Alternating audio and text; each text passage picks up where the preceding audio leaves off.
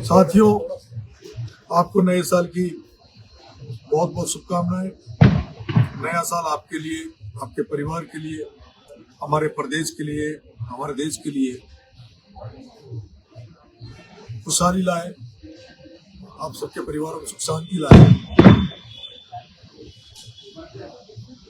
मेरा ये जो पिछला साल था, ये साल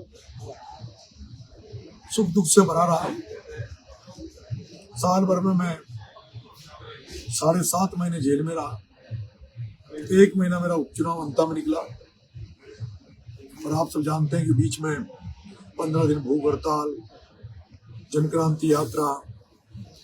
मुझे साल भर में केवल कुछ ही दिन मिले, उसमें भी मैंने प्रयास किया कि मैं ज़्यादा से ज़्यादा लोगों के बीच में रहूं। और एक सामाजिक जीवन में हूं, तो सामाजिक जीवन में रहते हुए ये प्रयास रहता है कि हर सुख दुख में लोगों के साथ शामिल रहे, और जो भी इस तरह के गरीब लोग हैं, असहाय लोग हैं, उनकी मदद करने की कोशिश करें।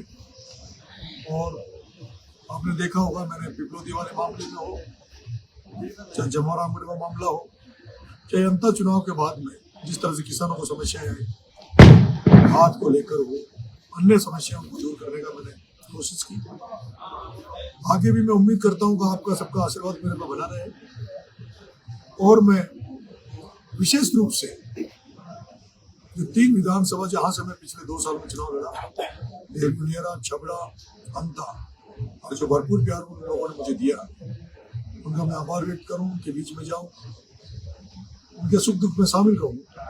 लेकिन अभी पिछले दौर भी जब मैंने ये तैयारी की थी कि मैं तीनों विधानसभा में घर घर जाकर लोगों से मिलूंगा, इसी बीच में अंता में जिस तरह की घटना मेरे साथ हुई, हमला के बाद में मेरे मुकदमा दर्ज हुआ, और आज 2025 बीतता जा रहा है, 2026 का हम सामने हमारे हैं। उसके बाद भी आज मेरे कई 15 साथी ऐसे हैं जो आज इन्हें मुलजिम बनाया हुआ बिना वजह, जो आज फरारी काट रहे हैं।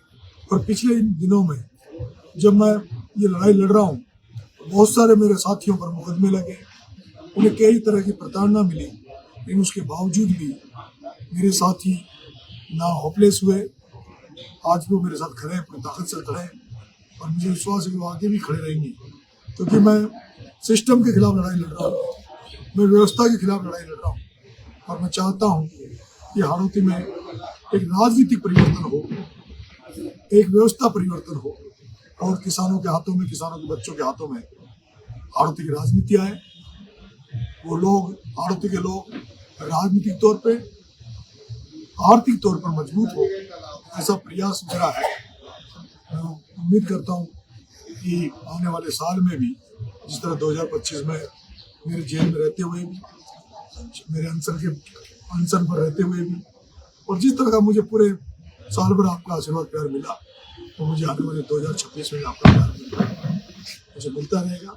मेरे को आपकी कृपा बनी रहेगी। बहुत बहुत धन्यवाद। आप सबको नववर्ष की पुनः बहुत बहुत शुभकामनाएं। भगवान करे आपके घर में सुख शांति आए, आप संपन्न बने, इसी आशा के साथ बहुत बहुत धन्यवाद।